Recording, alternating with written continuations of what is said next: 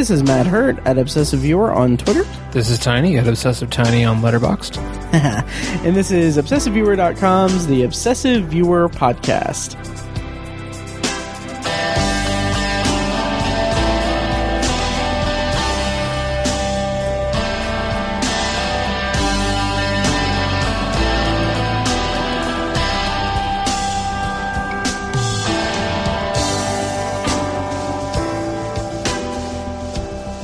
Hello and welcome to The Obsessive Viewer. We're a movie and TV podcast that covers a specific topic, be it genre, trope, movie, or show, each episode. You can find more of our work at ObsessiveViewer.com, more of our podcasts at ObsessiveViewer.com/podcasts, and you can also like us on Facebook and join the Facebook group at Facebook.com/TheObsessiveViewer. I'm the aforementioned Matt Hurt, and with me is the other aforementioned Tiny. Hello. Hi, Tiny. How's it going? Good. Good. Did you enjoy our little Patreon warm-up recording? I did. Cool, yeah. If you are interested in getting access to the special RSS feed specifically for Patreon subscribers to us, just go to patreon.com/obsessiveviewer and donate the minimum tier of $1 per month. And that'll get you access to an exclusive RSS feed with content that's recorded specifically for Patreon supporters. I don't know why I said it like that. Mm-hmm. Yeah. Finally, you can also follow us on Letterboxd as well.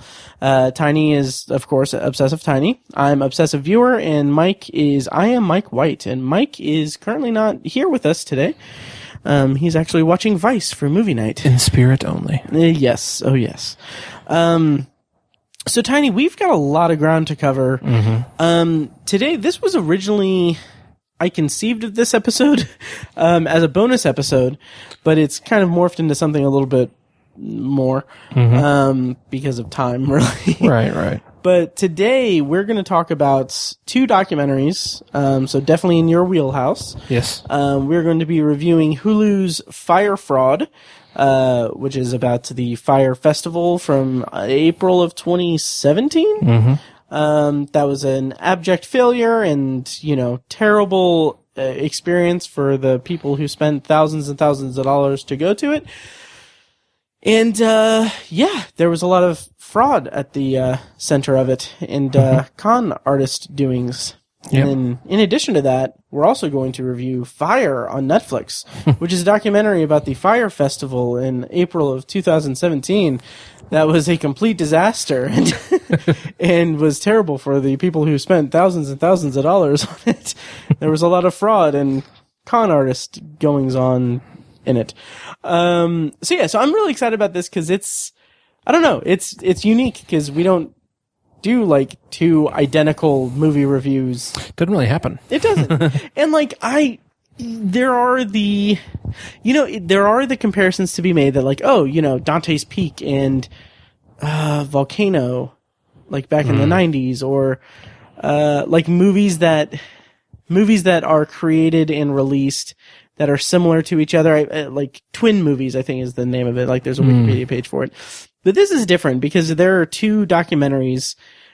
Both have some ethics issues tied to them. Yeah. I don't know if you read about that or heard about it. But, a little bit. Yeah, but we'll get to all that in a moment. But I actually do have some news to go over.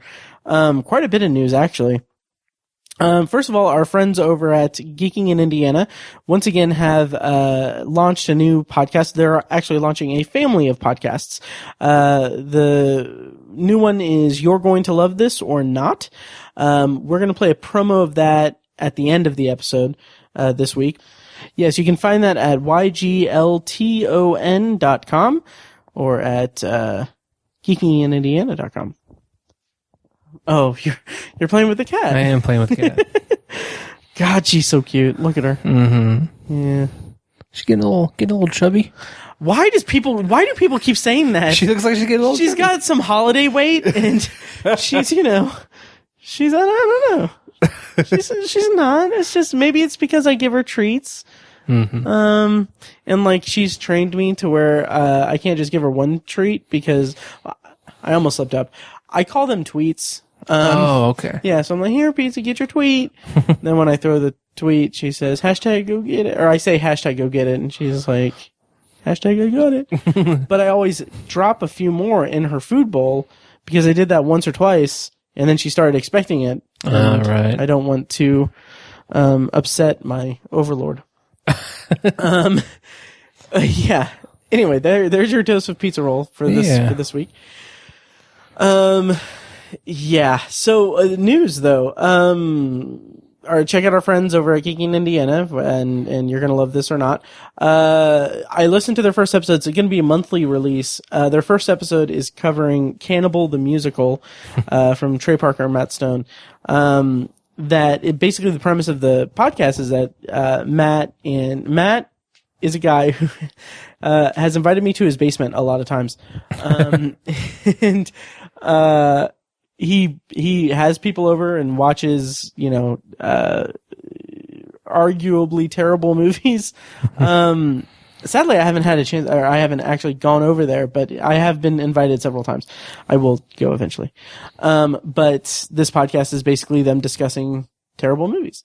And I'm hoping, I was texting Tony before we started recording, I'm hoping that we can get all of them on for a special episode of Obsessive Viewer. So cool. Hopefully we can get that worked out. The other piece of news, and it's tricky because this is going to be kind of old by the time this comes out because this is coming out next week, but did you hear about the Bryan Singer thing? No. I didn't. I saw a headline or something, but no. Okay. So, Bryan Singer is basically... Okay, so the Oscar nominations came out this week, and Bryan Singer is the credited director for Bohemian Rhapsody. Right. The thing is, though, that he got fired 2 weeks before filming completed. And so, under certain regulations, he's still credited, but, he's not... It's not like he was acknowledged or anything in the nomination. Well, I mean, he wasn't nominated for Best Director or anything, but it's a messy kind of thing. But for several years, he has had a history of having sexual assault allegations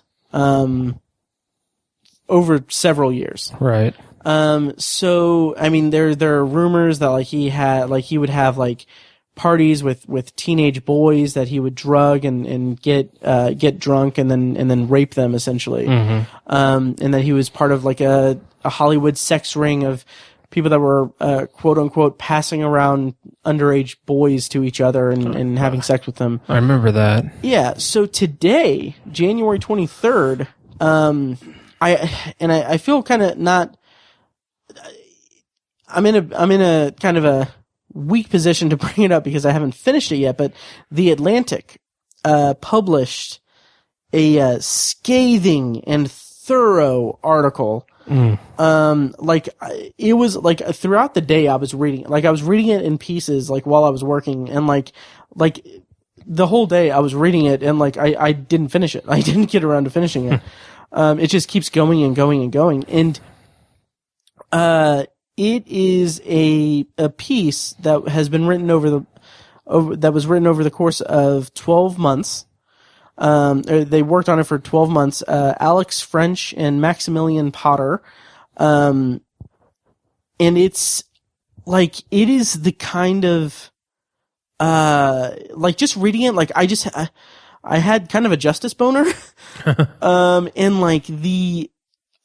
just the writing of it, in terms of just sheer journalism, this is an incredible piece of journalism. Wow.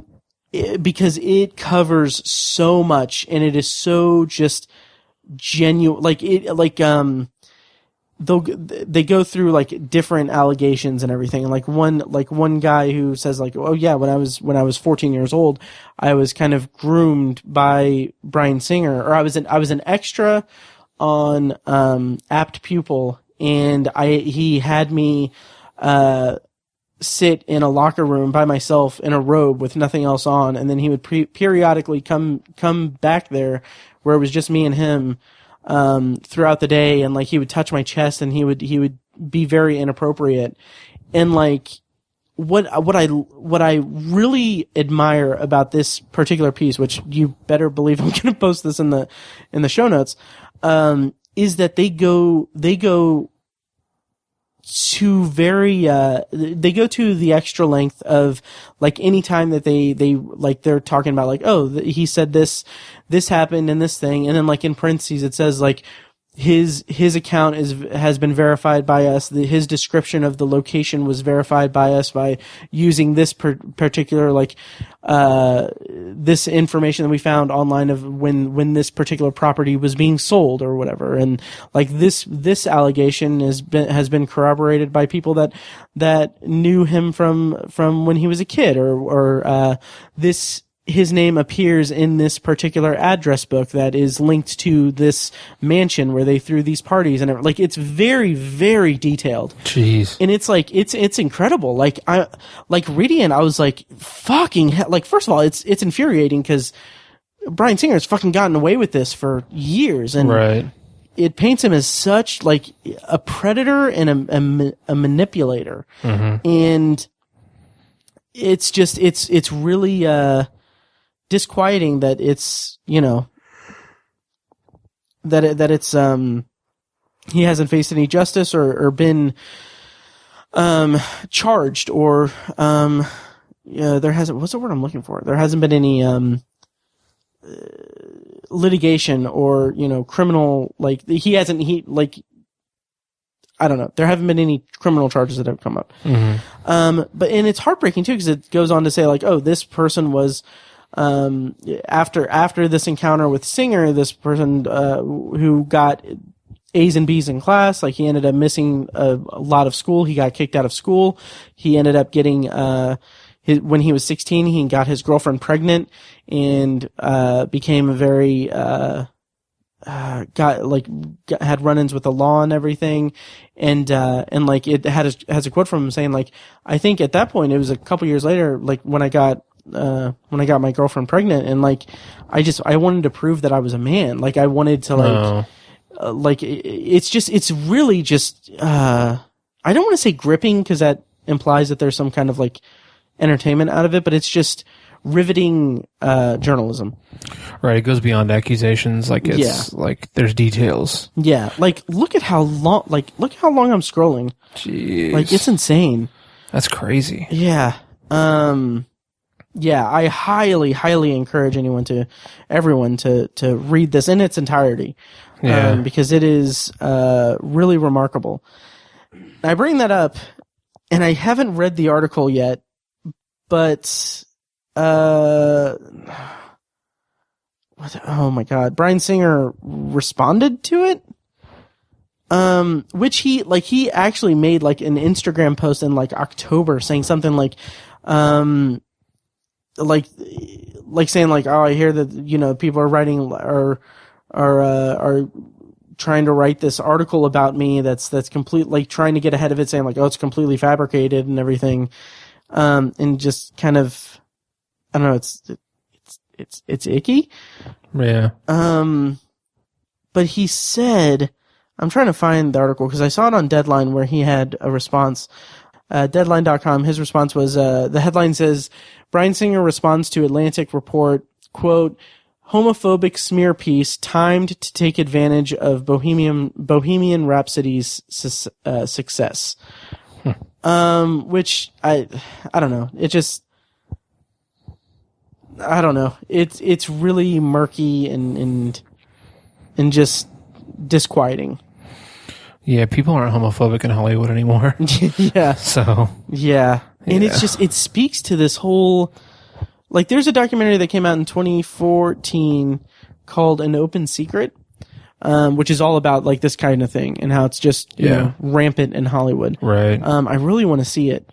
I remember a few years ago, I think it was when the Bryan Singer stuff first surfaced, Corey Feldman was, like, on some show, and he was talking about how The View, I think, something like that. He's like, I could name names of people that, you know, it would blow you away, who were for, you know, I can tell you who people who are victims and people who are the predators, and he's like, I can tell you, it's like, he's basically talking about, like, those mansion parties and that were essentially like rape orgies, basically, and stuff like that. And that's like conspiracy stuff that like that's like dark shit that you hope is never true, right?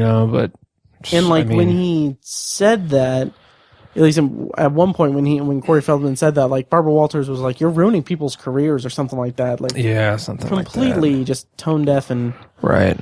For whatever reason, I don't think he ever did. I don't think so either. Yeah. But yeah, it makes you wonder about some of the young child actors, totally, who fizzled out or tragically passed away when they were young. River Phoenix. Yep. In that Atlantic article, they Corey Haim. Yeah. In the Atlantic report, they mention they talk about Brad Renfro, right? And who was an apt pupil. He was the lead in Apt Pupil. Yeah, exactly. And he died in 2008, I think, when he was like 25 or something. Yeah, I think it was a heroin overdose. Yeah. And like one of the victims that are interviewed in it, or that are attributed in the report, says that like Bryan Singer would like refer to Brad Renfro as his boyfriend. This is back like in Apt Pupil day, right? And there was one of the accounts was that there was like Bryan Singer and another man, like a grown man, had Brad Renfro and this kid in a bedroom with them, and they started having sex with the other boy, and like the boy who's telling the account for the Atlantic says that like Brad Renfro the whole time was looking very nervous and like he was out of place and everything, and I believe it said something to the effect of like the boy said Brad wasn't gay, or I don't even think he was bi. He just thought that that's just how it works. Like that's how you get to where you want to be in Hollywood. It's just so fucked up and really. Yeah, and just the idea of all this going on and being the norm, and it's crazy. It's crazy how big it is and how it keeps growing. Yeah. Getting deeper and Yep. Yeah, but that's pretty much all the news I have. Okay. Yeah. I was gonna bring up projects that I have.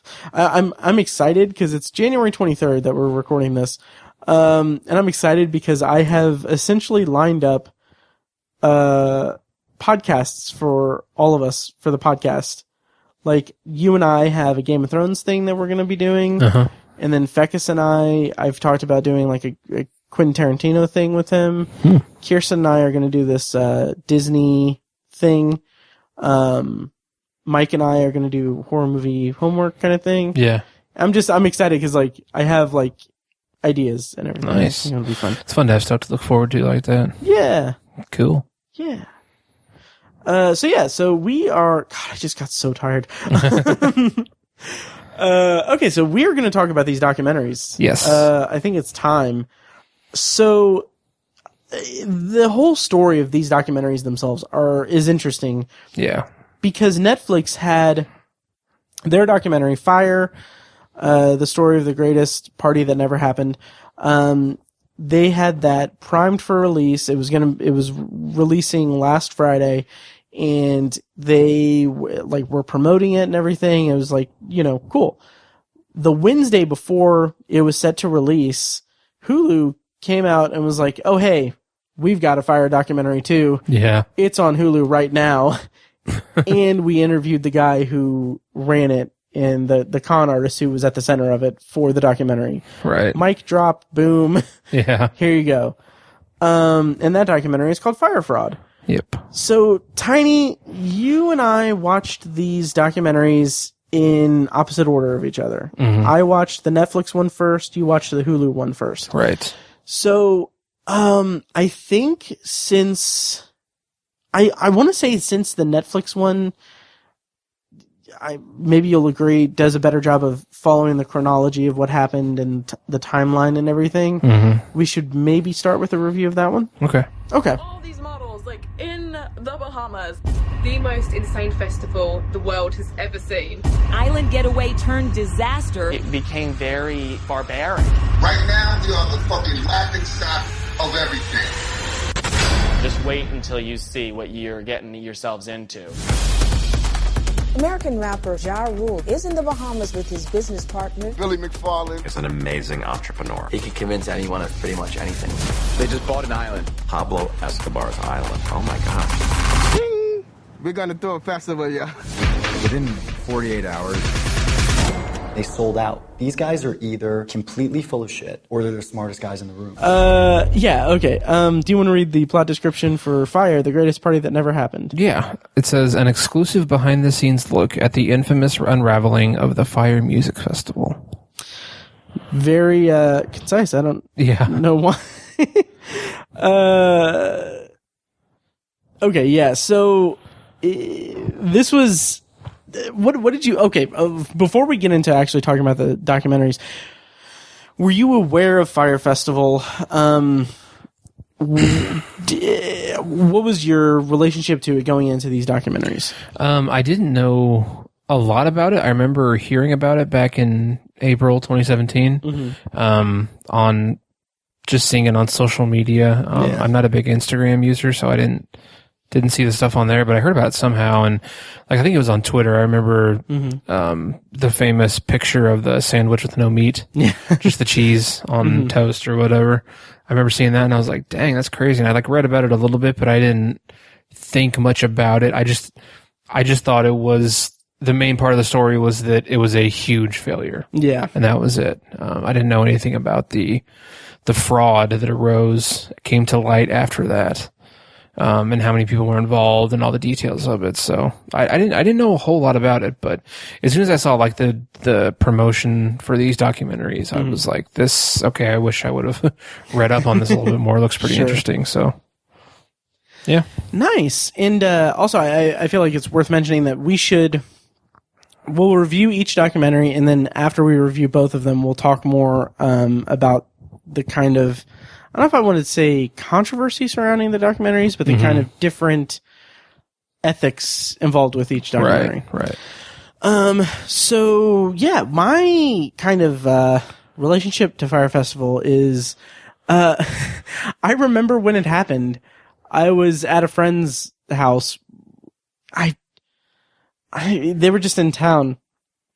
And like, I was sitting there, like, as we're, like, playing games and, like, drinking and everything, and, like, I'm looking at my phone, I'm like, this FYRE Festival, like, what is going on? Like, there was, like, subreddits that cropped up that was documenting what was happening. Yeah.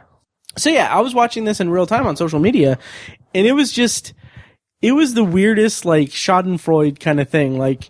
Oh, yeah. Yeah, it's... And in retrospect, I kind of feel like a dick, but I'm, like, thinking, like, okay, if people, like, they spent, like, $40,000 to $50,000 for a ticket to this, like, clearly, like, okay, I'm not going to be too sad for them and everything. Yeah. So I went into the documentaries kind of thinking that, man, okay, well, this will be a fun, like, walk down Schadenfreude lane. Like, I'll remember how fun it was to kind of just poke fun at it, and, like, I'll get some more interesting, like, I think in my subconscious, I was thinking that there is no way that something this huge fails this miserably without being entertaining to watch go down in flames. Oh, yeah, totally. Like, so I was kind of eager to watch these documentaries for that reason. What I kind of didn't expect was that, like, it's legit, like, a scam and a con artist at the center of it that's like, yeah, it's, let's go into the documentary. So what did you think of the Netflix one? The Netflix one, FYRE. I liked this one quite a bit. I think they focused more on the actual fraud that was committed. It was a little bit more revealing in that respect. I think it gave a little bit more, provided a little bit more math, a little bit more numbers, which I appreciated more. That was interesting, and I liked that. And I think it was a well-constructed documentary as well. There's a lot of behind-the-scenes stuff. it's hard to talk about without comparing the two. Right. Yeah, but it was more like we actually got to see some like behind the scenes, like a meeting that was filmed, and like I said, some of the hard math that was involved. And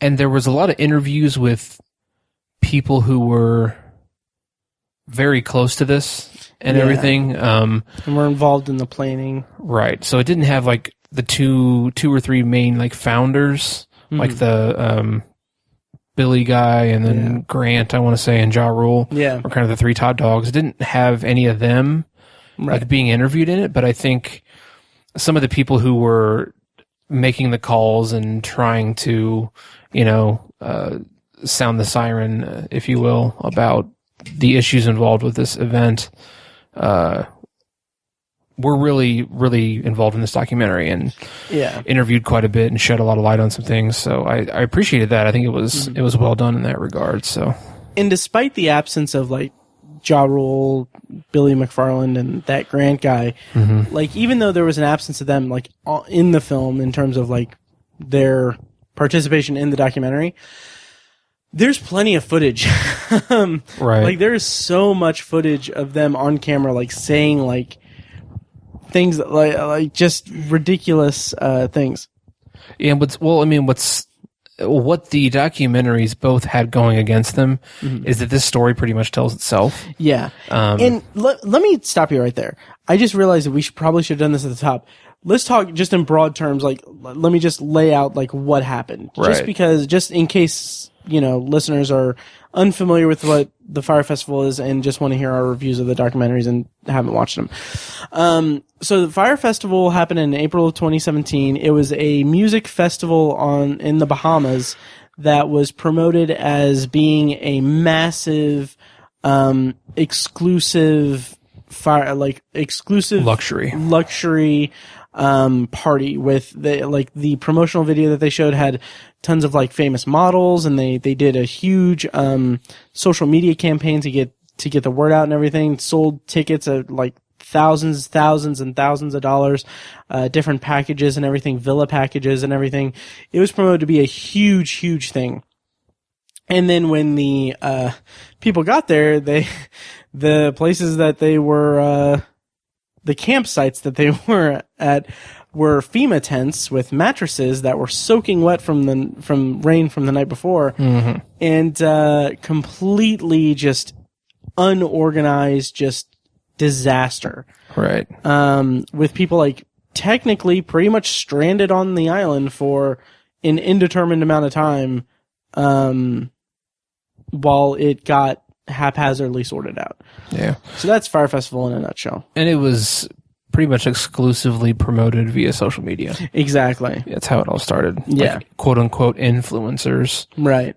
Tweeted about it or posted about it on Instagram. Instagram was the biggest one. Mm-hmm. So.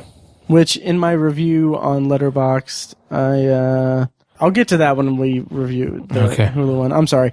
Anyway, so going back to the Netflix one, what's up? Like I said, I think this one shined more of a light on the fraud that occurred on the part of Billy McFarland. Mm-hmm. And that was really interesting to me. Mm-hmm. Yeah. Yeah, and I thought that it was a very well produced and like you said, it did have this kind of gleam to it. It has the production value of a well-produced Netflix documentary. And what I really appreciated about it was that, granted, it does take a very specific position against the organizers. In my opinion, rightfully so. Yeah. Particularly Billy McFarland. But it does so in a way that is telling us the timeline in a very clear, like the language used to tell about what happened and the people used to tell what happened is told and edited together in a way that is so coherent that like I was genuinely impressed with like being able to follow along with it and hold my attention and be just genuinely very interested in this subject that I couldn't be farther from, because I don't give two shits about social media influencers or this really obnoxious like party lifestyle that people perpetuate online. And so I really appreciate the documentary for basically conveying its subject and its story in a way that was incredibly fascinating to me, despite being as far away from the content as you can be. Mm-hmm. Yeah. What did you think of? Oh, I don't know. I don't really want to go into spoilers for it or anything, but we're talking kind of broad terms. Where'd you come down on the kind of story and Billy McFarland as an organizer of it? Because the story goes that he's basically an entrepreneur that does a lot of scams, really. I mean, it's crime. It's criminal behavior. He did an exclusive millennial credit card business thing. Yeah. And then Fyre Festival, like he did a lot of I was gonna say unethical or questionable things, but it's downright illegal. Yeah. And then even when even when the noose is being tightened around his neck, he still does this shit. Yeah. It's really kind of crazy and mind-blowing to me. Yeah, it's interesting how all of his scams that we know about all involve like major events and like kind of siphoning some of the attention that celebrities get into a way to make money or screw people out of money, really. Yeah. Because he did the whole with his credit card thing. I can't remember I don't remember what it's called, but it's a Magnesis. Magnesis, that's right. It was spelled stupidly. Yeah. Basically, from what I understand from the Hulu documentary, is that it's essentially just putting like a debit card, like creating like a magnetic or like metallic debit card out of like your actual debit card or something like that. Yeah, and but where they made their money was they offered exclusive like like points and benefits and perks, access to like stuff, to like big access to tickets and stuff like that for big events and shit like that. So that was kind of a scam there, and then the whole Fyre Festival fraud that was committed. And then after that, he kind of tried to spin up this new business that was kind of the same thing, where he was like basically NYC VIP access. Right. Yeah. Trying to sell people tickets to things that don't even have tickets. Yeah, exactly. And stuff like that. And what's even more fucked up about that is that he was using the like email address catalog or whatever from Fyre Festival. So he's sending these mass emails through a proxy because his name is Poison to try to convince them like, oh, hey, I've got 200 tickets to the Met Gallery opening or Met whatever. The Met Gala. Yeah, the Met Gala. There you go. The Met Gala. And like those aren't even on sale. Like you can't buy those tickets. You have to be invited, right? Yeah.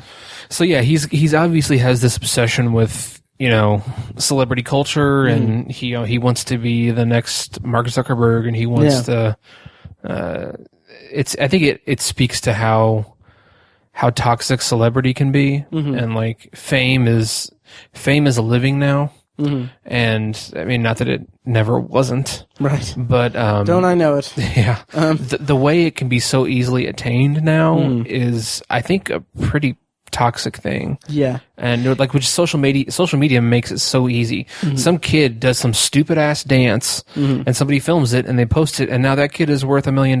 Yeah. Because of whatever reason. And it's like, you couldn't do that 20 years ago. Right. You couldn't do that 10 years ago. Yeah. And it's just, I think Billy McFarland found a way to exploit that. And, we all hear about scams, but this was on a whole other level. Absolutely. And it's interesting that you made the connection that he's kind of like piggybacking off of celebrity, which I agree, but what I got from it was that he's he's a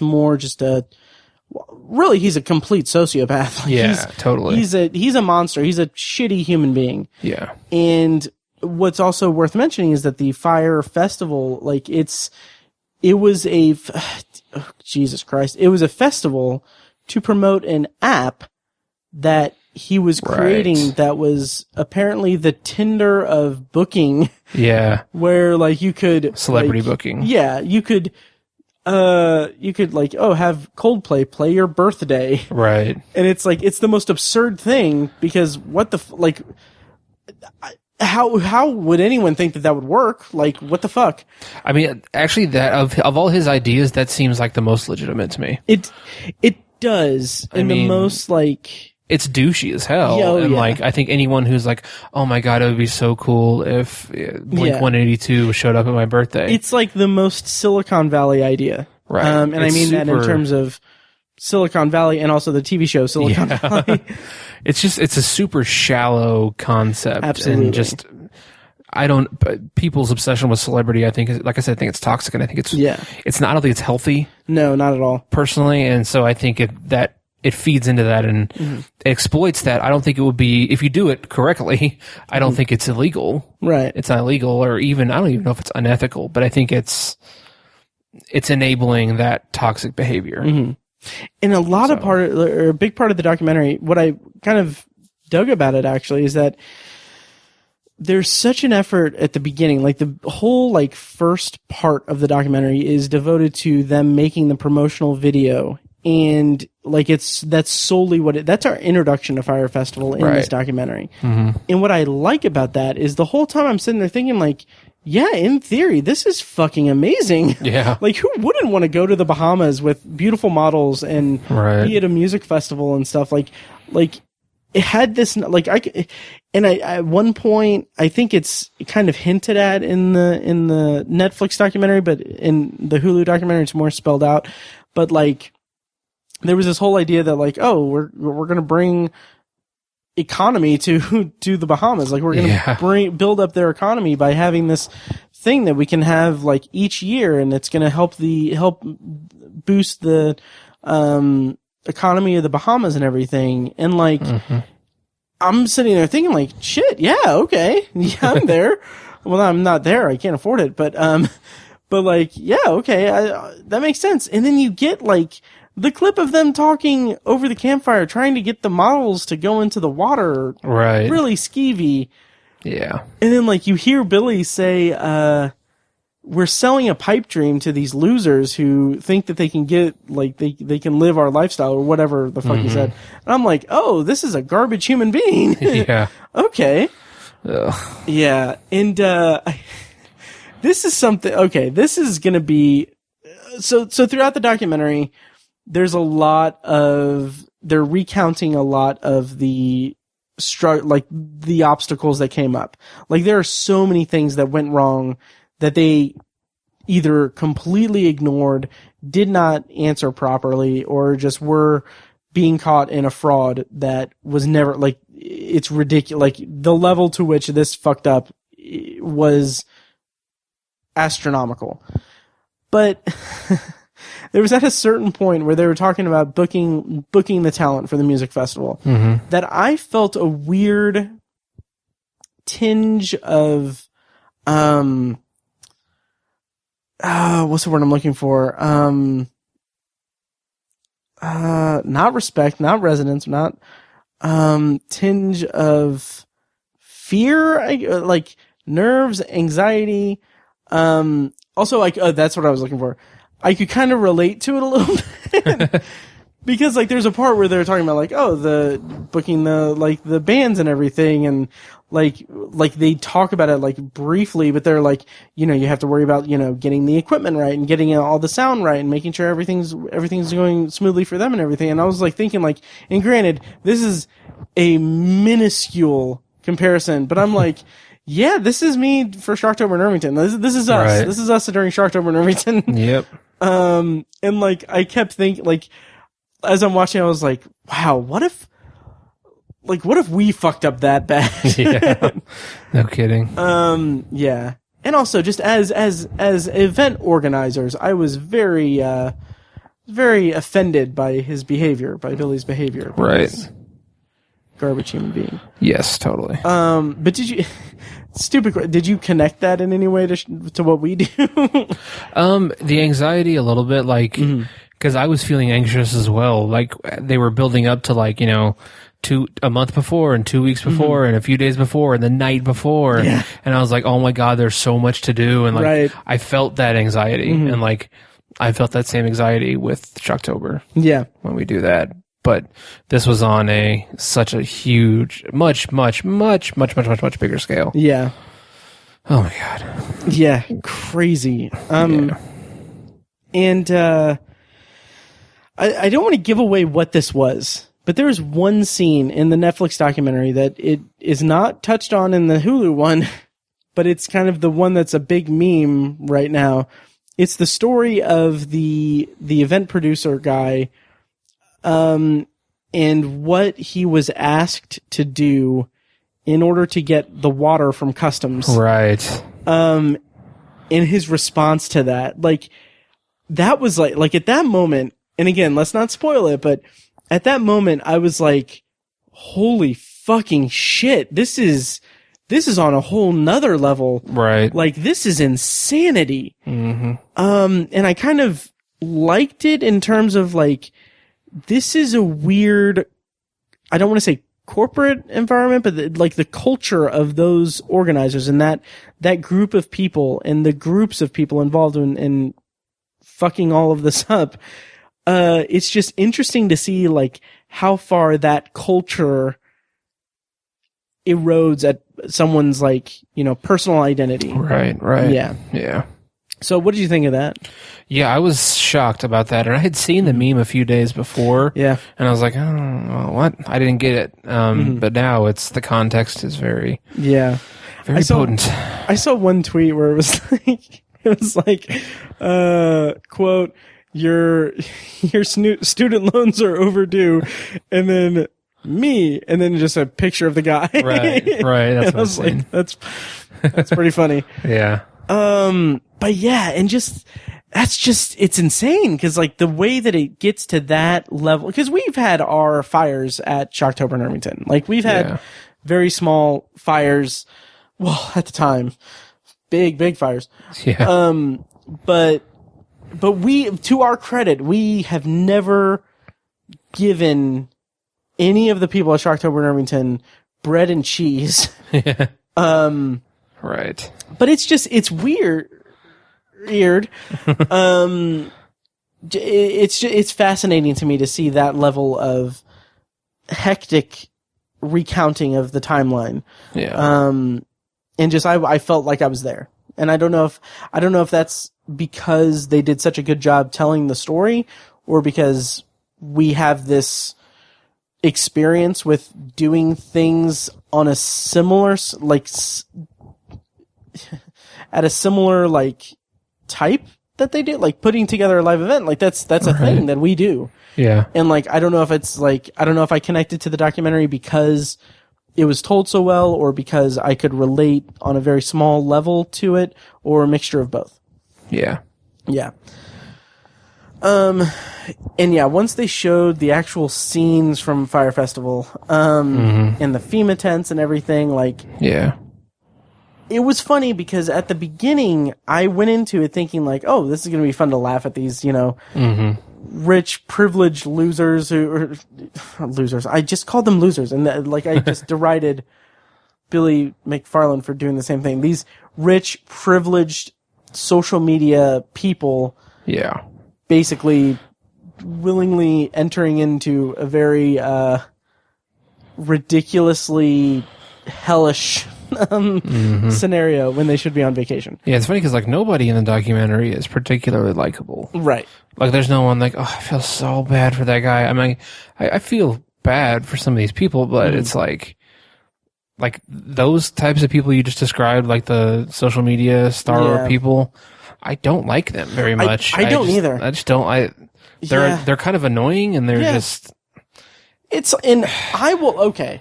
I'm going to go out on a limb here. I'm going to go ahead and say this, and I think I said something similar to it when I talked about the American meme in Potpourri with Fecus, or I think it was with Fecus, but I'm going to kind of just extrapolate it. Like, the whole idea of, like, social media influencer as an occupation, in the idea, and the documentary touches on this very well, the idea that, like, you can pay an Instagram person a few $1,000s, and they will post something that promotes your thing, and, like, there are so many levels to what is so aggravating to me about that in the state of our culture. Like, on one hand, if your occupation is social media influencer, like, I'm sorry, but what the fuck even is that? Like, watching, like, the American Meme and watching, like just seeing this type of internet fame come to power, as it were, is just so obnoxious to me. And so, like, you can sit there and talk about, like, how hard it is to, post tweets all day or post these things, and, like, I can't fucking buy into it. I just can't. I agree. It's like, cause it's mostly obnoxious, absurd stuff that's like, okay, well, like in the American Meme documentary, when that one woman said that she was having trouble getting auditions and stuff because she's just seen as the girl who sniffed a dog's turd or something ridiculous. Yeah. On YouTube, and, like, the whole premise is that, like, she's like, I work just as hard and everything. It's like, okay, let's pump the brakes, because, if you want to be looked at as a legitimate, like, actress and everything, you did make a video of you sniffing a dog turd or something like that. Like, it's not, like, you can't have it both ways. Like, it's a shortcut to, I talked all about that. Well, yeah, it's like you're trying to transition from one thing to another. Like, you're going to have some obstacles. Yeah. Right. But anyway, so the whole idea of social media influencers is just ridiculous to me. And then it is. Yeah. And then the other level of that, I hope I'm not railroading you. It's okay. The other side of that is the fact that as a culture, like, people, like, buy into this shit. Like, like I said, like, the one hand, like, you can pay a couple $1,000s to someone on Instagram.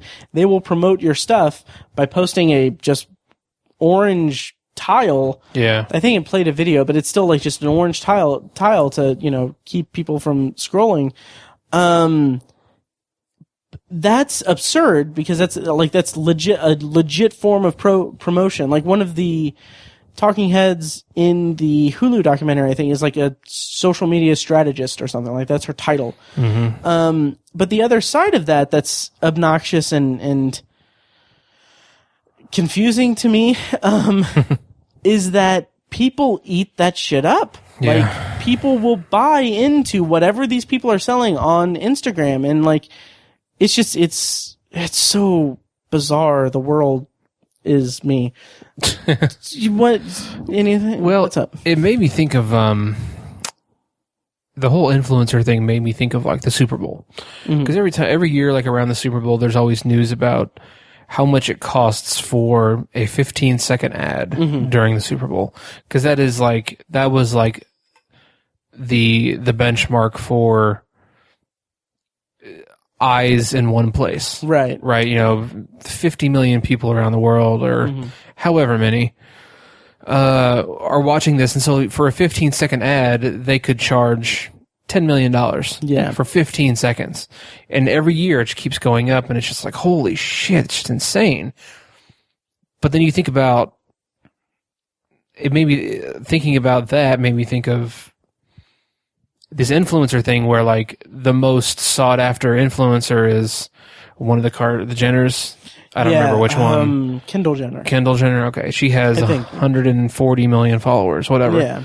And they pay her $250,000 for one post. And in one of the documentaries, I think it was the Hulu one, Fyre Fraud, they said, like, one of the marketing ladies was like, I think that's a steal. Yeah. And I was like, I mean, it kind of is. Yeah. If you spend $10 million on a 15-second ad at the Super Bowl, you could have Kendall Jenner post 40 Instagram posts, and she has 2 to 3 times as many people looking at it because of her followers. Yeah. But, so the math is interesting. Like I said, the numbers are interesting, and it's crazy that it's interesting for the companies. There's zero production. You spend $10 million on a 15-second commercial for the Super Bowl. You also have to spend $1 million making the ad and like paying the actors. Is just ad time, right? But there's no production at all involved in the Instagram post. It's like Kendall Jenner takes a picture of your thing and posts it. Like that's it. That's all there is. She can do it with her phone in 10 seconds, and that's what's. It's just.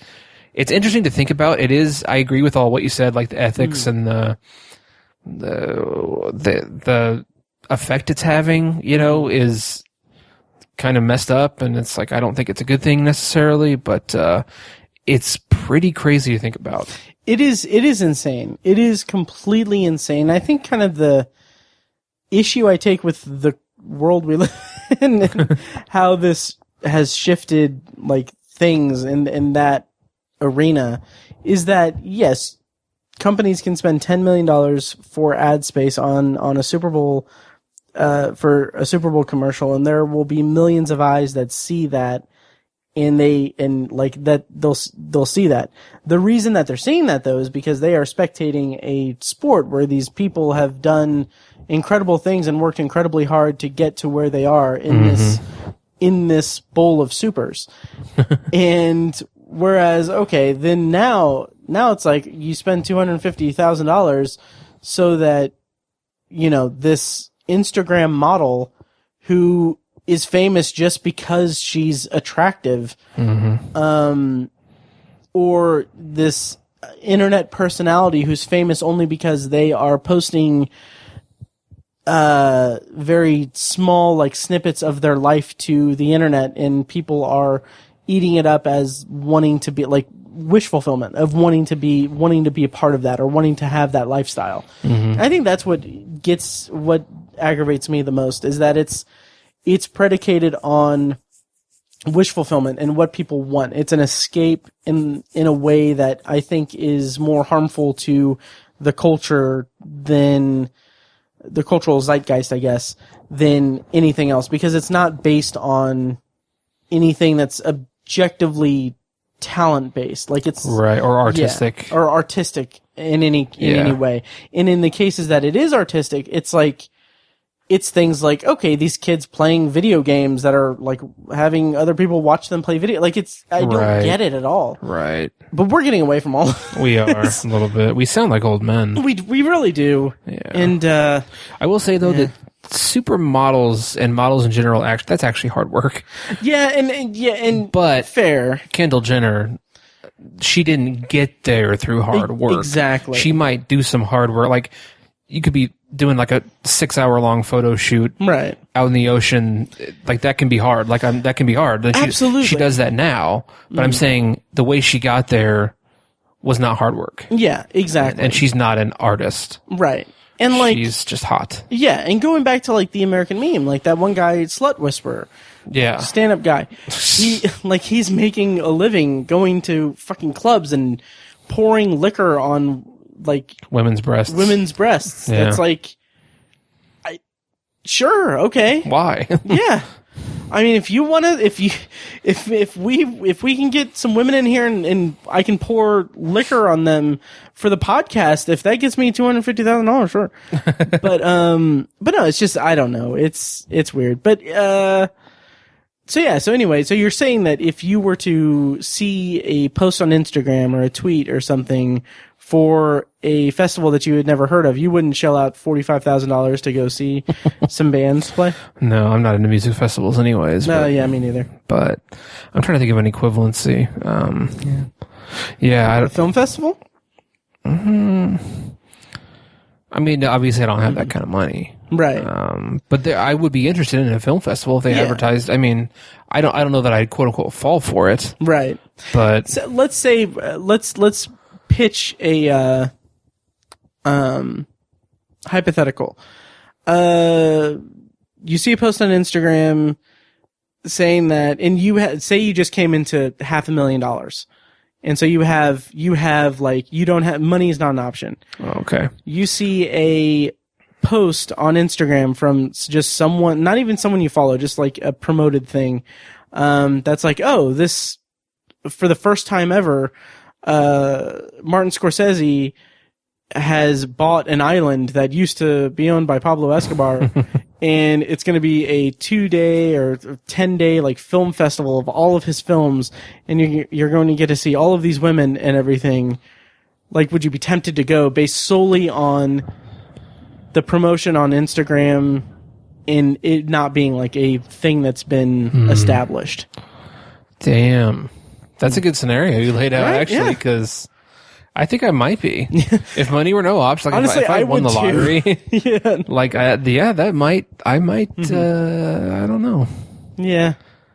I don't know if I could ever, like, even if I won the $100 million lottery, spending $50,000 to go to something like that, I don't think I could do it. Yeah. I think the location is what sells it for me. Yeah. Yeah.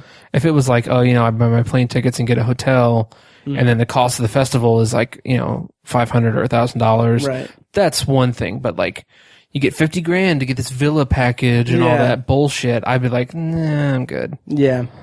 So I can understand the temptation there. Yeah. Yeah. Yeah. But it's just not our cup of tea. Not our cup of tea. Yeah. Having said that, I really do want to go to Sundance at some point in my life. Yeah. Oh, I would do that with Yeah. if I was money was an absolutely. option. Yeah. Yeah. Or like Tribeca or TIFF or Yes. Con. Oh, that would be amazing. Yeah, that'd be cool. Yeah. Or even like one of the, because like I have on my phone, on my calendar, I have film festivals mapped out. So like Cleveland International Film Festival is like the first week of May, I think. I have that mapped out and everything. So I'm like, when it gets closer, I want to kind of like touch base with them and say like, hey, you got press passes or something I can do. Nice. Yeah. So it's funny because this is off topic and everything, but we'll transition to the Hulu documentary here in a moment. But Leonard Maltin, famed film critic and host of Maltin on Movies, he and his daughter Jessie are, and I'm sure more people, I haven't actually listened to their episode if they have one that's promoting it, but I've seen it on, oddly enough, on social media and on the internet. Maltin Fest is going to happen in California. Interesting. I think it's going to be in May. But yeah, so anyway, that's interesting. Cool. Yeah. So yeah, the Netflix documentary overall, what was your rating? And I think I gave it an 8 out of 10 on IMDb. You can't rate anymore on Netflix, just a thumbs up and thumbs down. Yeah. So, Letterboxd, I think I gave it 3.5. I think you gave it 4. I think I gave it 4. Yeah, 4. Couldn't now, remember. I gave it 3.5 on Letterboxd, and I liked it. I really, like I said, I appreciated how it handled the timeline and everything, and the candid nature of it, all of the footage and everything. That's so dumb. Toward the end of it, there's a conference call. I'm so sorry, everyone, but I'm not even looking at Tiny when I say this into the microphone. There's a conference call in which Ja Rule is heard saying, that was like one of my favorite parts. Yeah, that was a really good part. But he's like, look, the fact is, no one got hurt or anything, no one died. And then someone said like, yeah, but it's fraud. Yeah. And then Ja Rule's like, it's not fraud, it's just false advertising. Right. And in my head, it's literally the definition of fraud. Oh, absolutely. Yeah. But like, I want someone to cut that and be like, I can't even look at you. It's not fraud. It's murder. That's great. But yeah, and it's funny because he has come out and like, he's been lambasting the documentaries and saying that he didn't have any part of it or anything. Right. There's footage in like both documentaries. Like, it's very clear. You were on the all hands on deck meeting. Exactly. You were on the conference call, dude. It's ridiculous. Yeah. But maybe this is a question for after we talk about the Hulu documentary, but do you feel like your enjoyment of the documentary or interest in the Netflix documentary was colored at all by the fact that you watched the Hulu one first, or do you think you would have gotten more out of it if you watched the Netflix one first, or how do you feel that factored into your viewing? Like initially, like as I was watching the Netflix one, the first half or so, I was feeling like, yeah, there's a lot of repeat here. This is still good, but there's a lot of stuff I already know from the Hulu one. But then the second half, or maybe the last third of it, the last act, if you will, I kind of, I think there was a lot more meat in that part of it. Yeah. That wasn't in the Hulu one. And so I mean, it's hard to talk about without talking about both of them and the controversies around it. Right. So we kind of need to get to that part. Yeah. But yeah, I'll talk about that more when we talk about that. Okay. Yeah. So that's the Netflix documentary FYRE, the greatest party that never happened. And now we're going to talk about the Hulu documentary FYRE Fraud, which premiered on Hulu a couple days before the Netflix documentary dropped. I didn't prompt this in our previous one, but here's a clip from the trailer to get you guys acquainted with it. Again, we're going to do a non-spoiler discussion as best we can. Fyre Festival was supposed to be the new Coachella, the new Burning Man. Exclusivity with access to premier talent. It was going to be an experience bordering on impossible. What's the worst thing that could possibly happen? This is our world. Oh, God. Oh, Jesus. Nightmare in Paradise. There was no music. They were put into disaster relief tents. People started to have breakdowns. People started to have panic attacks. No idea what they were doing. It was also a health concern that there were people literally trapped on an island. It was a shit show. Just chaos and anarchy. It's a great time to be a con man in America. Whatever it takes, we are all in, and let's go and make this happen. All right, so that was the trailer for FYRE Fraud, and Tiny, I feel like I watched these in the correct order. Okay. I was happy that I watched the Netflix documentary first, because that documentary, for my taste, was so much more coherently pieced together.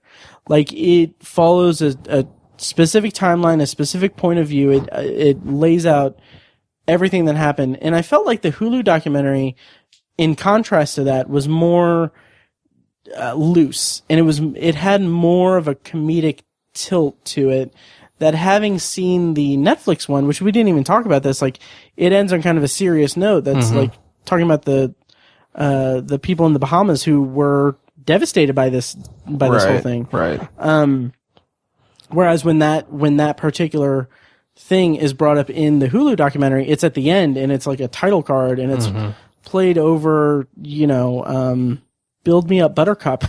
Like, it's just a goofy, like, comedic spin on it.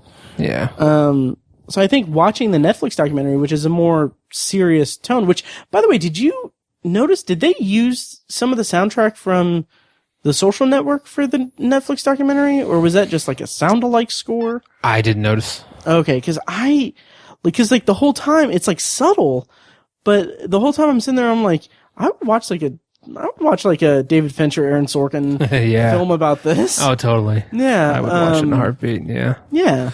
But I definitely feel of the two, the Netflix one was better. And I think it was more cohesive, like you said. The timeline was better. I think there was more detail in it. But what I liked, I think it's good to see both. And what I think the Hulu one did better is they laid out all of the social media and promotion in the first part of the documentary. I think the way they laid out how that works and like I said, the economy behind that, how that industry works of, paying influencers and stuff like that. And, the juggernaut that is Instagram. I think that was really interesting to me and really fascinating. Like I said, we talked about it a lot, and I think it's like a little bit toxic, and it's a strange phenomenon that's how advertising works now and stuff like that. But I really appreciated the way they laid out how that was the documentary where they talked about, how Kendall Jenner gets $250 grand for one post, and that's just incredible. And the marketing lady said that was a steal. Right. $250 grand. I was like, what? How can that possibly be? And I was like, she could do 3 posts a day and make, she could do 4 posts a day and make $1 million a day. That's insane, right? And so just that information was really staggering, and I feel like they laid that out better in FYRE Fraud, the Hulu documentary, than they did in the Netflix one. And I appreciated that a little bit.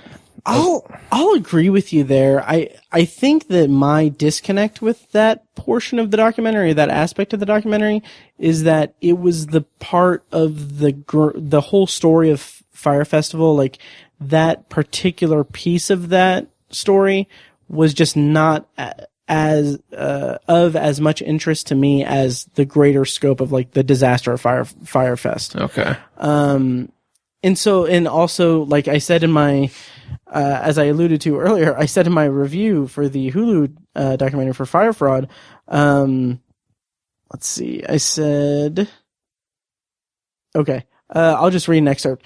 Hulu's doc also makes far too much of an effort to wax philosophic on the millennial generation's obsession with image, FOMO, parentheses, if I have to hear that dumbass word again, I may scream. I hate it too. Yeah, and the power of social media influencers, parentheses, that one too.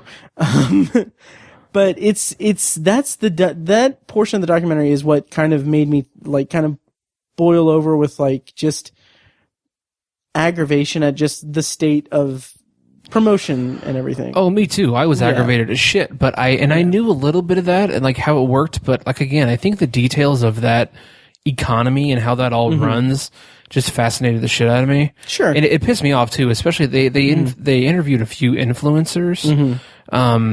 And like it was funny. I think they talked to like 3 of them, and they were like, so what's your brand about and stuff like that. Yeah. And like people refer to themselves as a brand. I'm like, I'd want to backhand them. Yeah. And like every single one of them was like, my brand's about like positivity and like good vibes. Yes. I was like, no one's brand is about negativity. Yeah. Yeah. Why would you even say that goes without saying. What's your brand really about? Yeah. Quote unquote. You don't have a fucking answer because it's just you being a narcissist.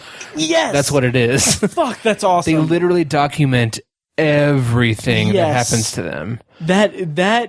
It drove me nuts. Yeah, like, but it was really fascinating to me. The way that you just boiled that down is like the perfect summation for all of the annoyed feelings I've had about this whole aspect of everything. The one hashtag that you can put on every single one of your posts that fits to every single one of your posts is hashtag narcissism. Exactly. That's it. God, and what's interesting is that it attracts like people like Billy McFarland, who is a narcissist himself. He is a sociopath who is just, he has no moral compass as to what he's doing is right or wrong, and he's remorseless with it. And one of the big selling points for Fyre Fraud was that they got Billy McFarland in an interview, right? And I feel like that they paid him. Yeah, that was the big. That's the controversial thing. Yeah, but also, it felt like they were just lobbing softballs at him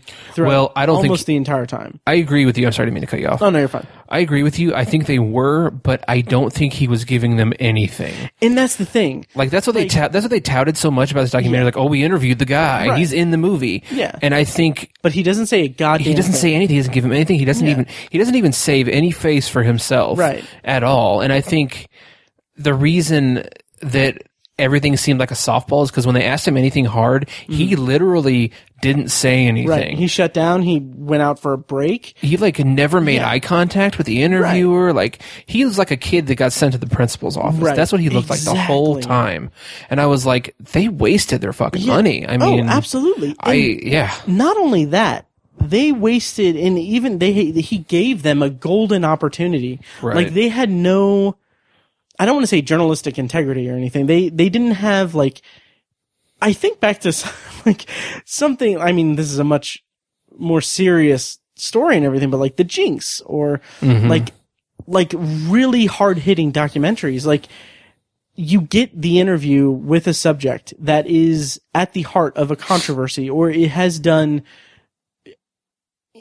negative, horrible things that has cost people lots of money, some their life savings, and there is no restitution in place, or there's no hope for that or anything. So you have this subject, but first of all, you're talking about his mentor and how he was affected when he mysteriously died. And talking about his he was an entrepreneur when he was in second grade. Okay, he also defrauded a bunch of fucking people. He's a fucking monster. Absolutely. Don't fucking sugarcoat this for us. But then toward the end, I wouldn't say bites back really, but like he kind of challenges them in a way. Mm-hmm. And in the movie just squanders that because it doesn't like it has their cake and eats it too. Like he challenges them with a question, and then instead of the documentarians or someone in the room like pointing out specifically to him why he is categorically wrong about something, they play audio and videos of it after the fact. Like in post-production, they put that in there. And it's supposed to be like the damning piece of the documentary. And I'm like, I saw this shit in the Netflix one, and you had him there in a room. Like, granted, like, it's not like they, saw the Netflix one or whatever, but it's like, maybe take a break, make a list of the things that he's lied about, and then tell him that, like, see how he reacts. Like, that's your job as documentarians. Right.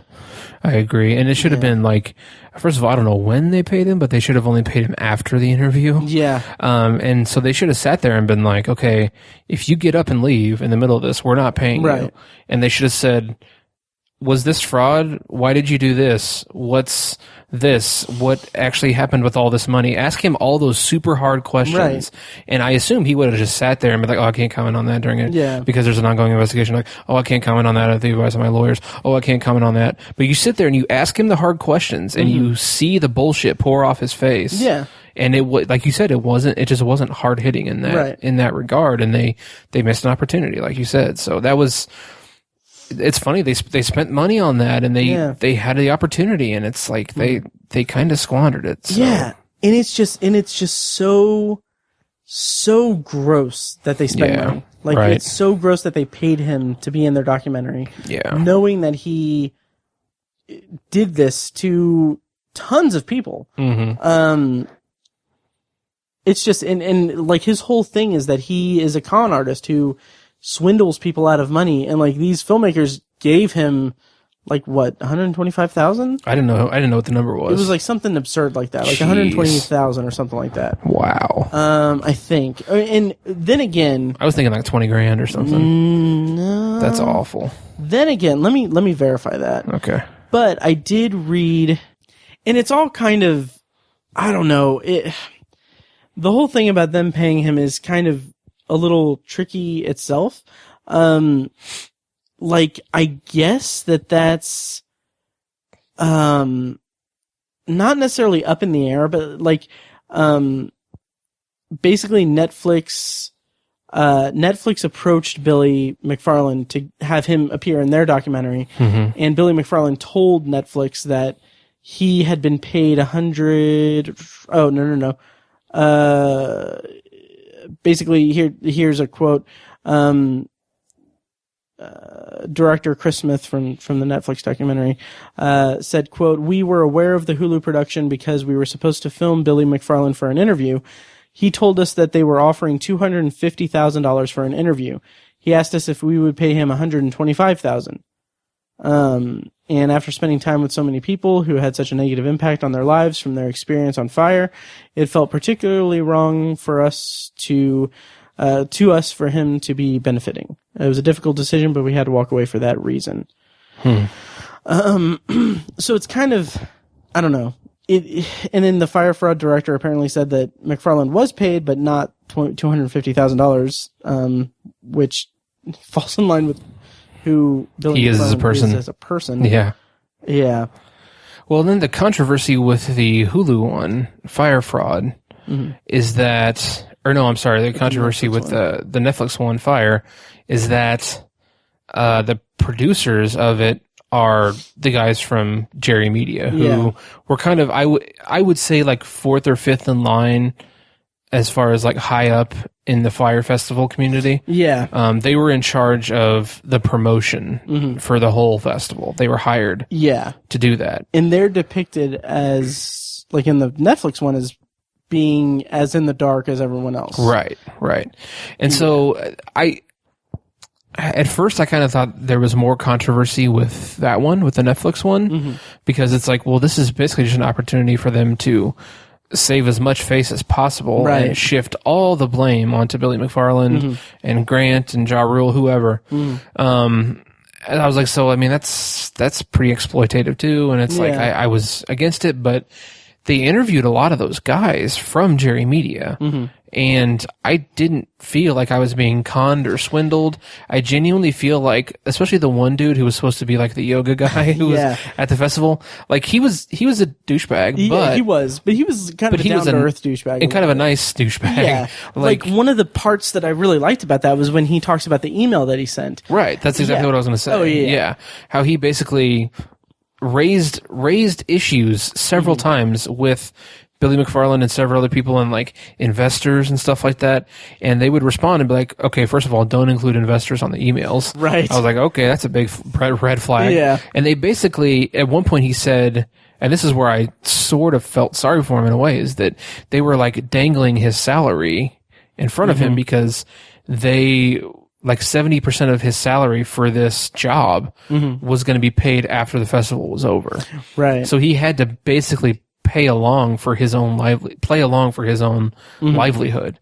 And that's a screwed up thing to do to a person. And it's like, I can understand where he would just be like, all right, well, I'm just going to keep my head down and do my job till this is all over so I can get my money. And, you know, I don't fault him like I do Billy McFarland. So yeah. And I think the culpability of those guys is, I don't hold them personal or hold them accountable really. It's negligible compared to Billy's, you know, heinousness.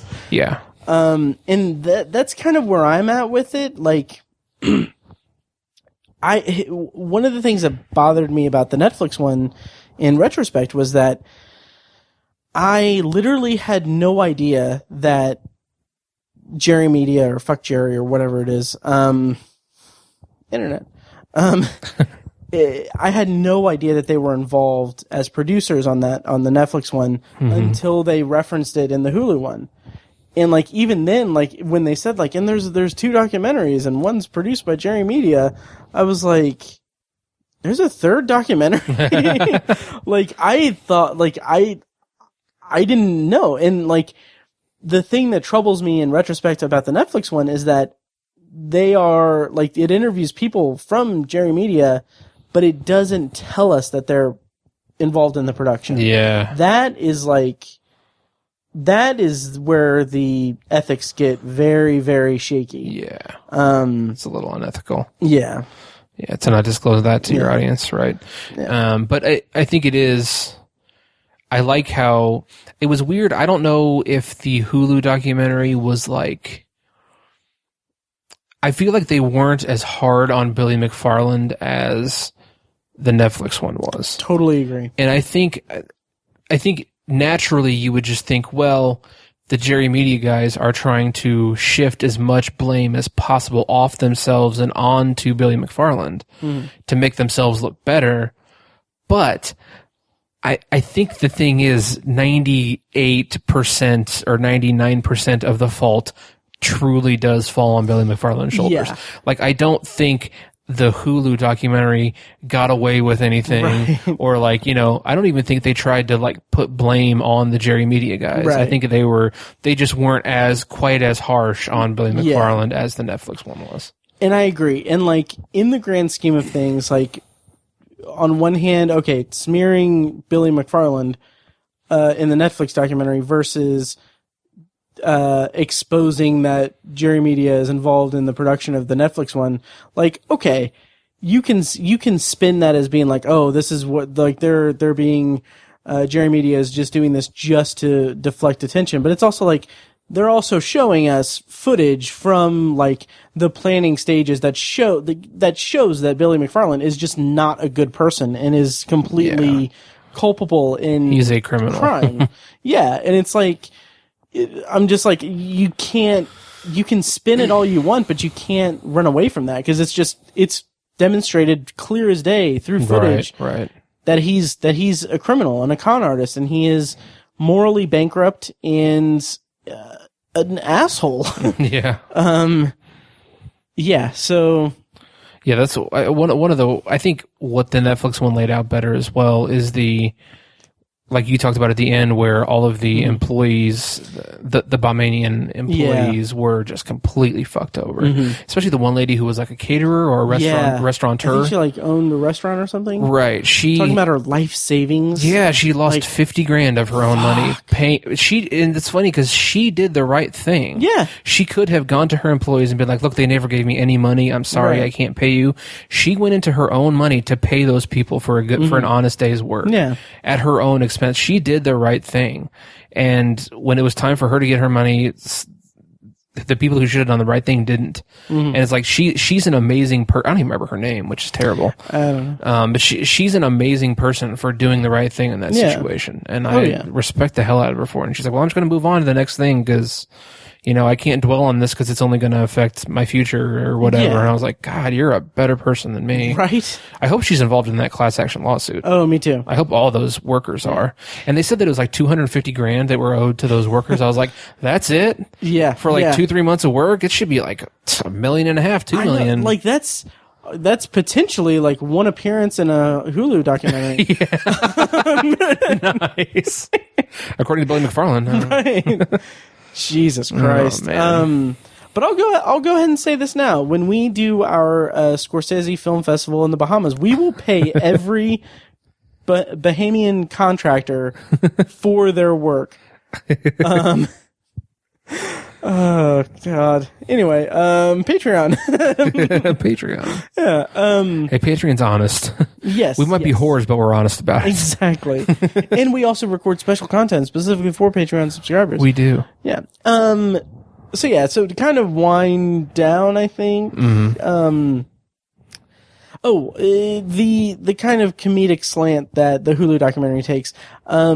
I was really annoyed. Well, not really annoyed. I was mildly perturbed by the amount of just clips from TV shows that they used in it. Like, that didn't stand out for me. I don't really. Oh, they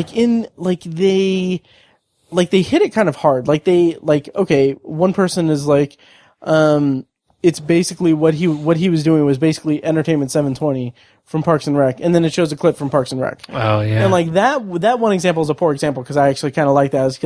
I was like, that's a good comparison, but it's like they're talking about like social media and stuff, and then it shows Aziz Ansari like, I checked Twitter and Tumblr and everything. It's like they did do that a lot, didn't they? Yeah, and like something that in her review of the Hulu documentary, which I'll link in the show notes, Christy Puchko over at pajiba.com pointed out that like all the clips that they showed were stuff that you can see on Hulu. So that's funny. I didn't realize that. Yeah. Huh. Which I mean, granted, like I'm sure that's just it's easy to get the rights to show that in a documentary, but it's also like, okay, that feels a little disingenuous. But yeah, and then like, I don't know, it just it didn't feel as well put together as the Netflix documentary did for me. Yeah, to kind of wrap it up, I think the Netflix one is the better of the two. I think that's pretty objectively clear. Right. But I really think the Hulu one is worth a watch just to see Billy McFarland squirm a little. Yeah. And also, like, there are things that there's a lot of repetition and overlap and everything, but there are things in the Netflix documentary that aren't covered in the Hulu documentary. There are things in the Hulu documentary that are not covered in the Netflix documentary. So honestly, I would recommend seeing both of them. Right. I mean, they're both 90 minutes. It's not. Yeah. Yeah, totally.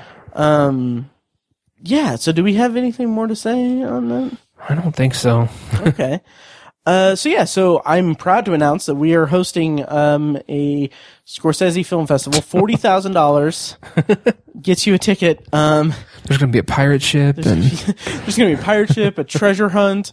There's going to be Emily Ratajkowski, Kendall Jenner. I don't. Yeah. Anyway. Bella Hadid. Sure. Yeah. Yeah. I hadn't heard of a lot of those people. Me neither. Yeah. I heard of Emily Ratajkowski, yeah. Which it's funny because she's like only one of them that's actually been in a movie. Right. And it was a shit movie. She's been in Gone Girl? Is that what you're talking about? Oh, no. I was talking about, oh God, what is, We Are Your Friends? Oh, I didn't see that one. Yeah, I remember you telling me about that. Yeah, it was terrible. Yeah, it's Zac Efron as an EDM DJ. Right. Yeah, I remember. Version of 8 Mile. Yeah. Yeah. Anyway, yeah, we actually reviewed it on the podcast, I think. Yeah, I remember you talking about it. Yeah. Anyway, so yeah, that does it for that. Yeah. So yeah, gun to your head, Netflix or Hulu. Netflix. Okay, Netflix for me too. So Fire. Yes. So watch Fire the Gun. What? Gun to your head, fire the gun. Oh God. Anyway, that was dark. I'm dead now. Hell yeah. Bang. Okay, so to wind down the episode, by the way, those were our reviews of the Netflix and Hulu documentaries. Hope you guys enjoyed it. You can stream them on Netflix and Hulu. And I think to wind down, we're going to do a potpourri section. Tiny, are we good on time? Yeah, let's do a quick one. Okay, yes. Quick potpourri. Okay, so I'll bring up one thing, you bring up one thing. Sure. For first-time listeners, potpourri is a section of the podcast where we kind of wind things down, talk about whatever we want, things that we've seen lately, things that we're looking forward to, anything we want, as long as it smells good, it's potpourri. So, Tiny, what do you have for potpourri this week? Yes, I have to stick with the theme, I have a documentary show that I recently got into on Netflix. It's called QB1, Behind the Lights or After the Lights. I can't remember what the subtitle is. But it is a documentary series that is produced by Peter Berg. Beyond the Lights, QB1 Beyond the Lights.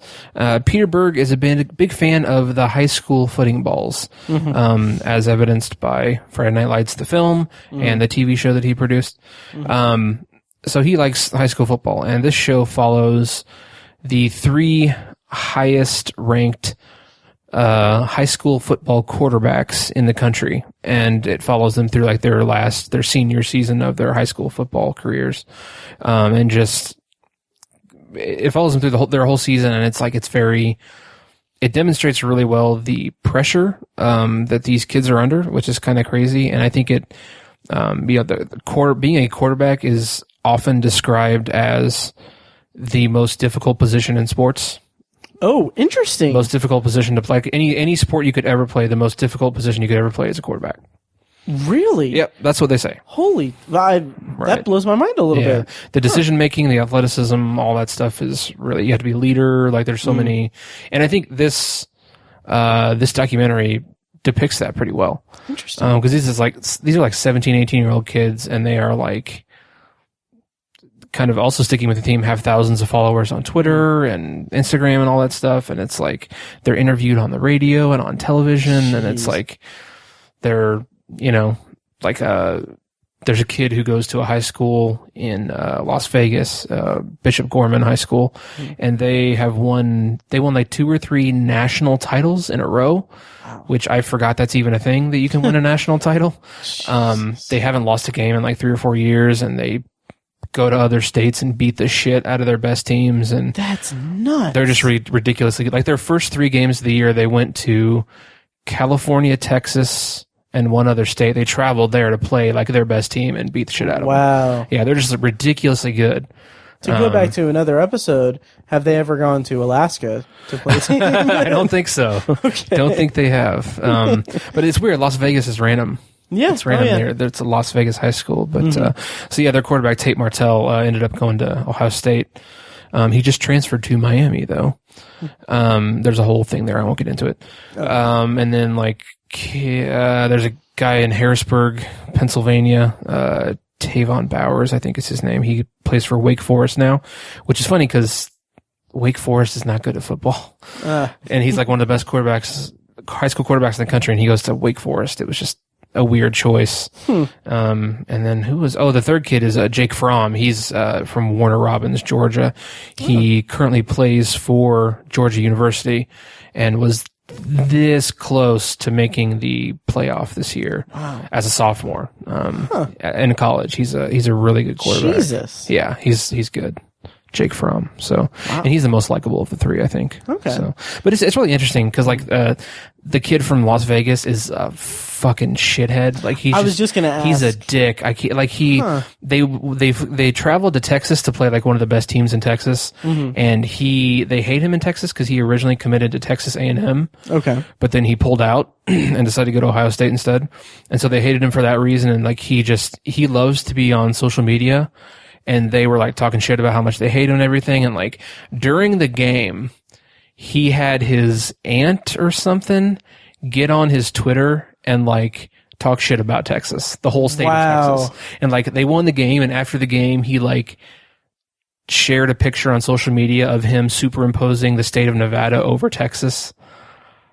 Okay. I was like, I fucking hate this I'll kid. be honest. That's a shit. Like, he sounds like a shithead, but that's also kind of a baller move. It is. Like, it is. It's kind of... Yeah. It is. But he's a little shit. Yeah. And my in-laws and my wife are huge Ohio State fans. Right. And like as I was watching it, I was like, yeah, it makes perfect sense that he's going to Ohio State. He's a cocky little bastard.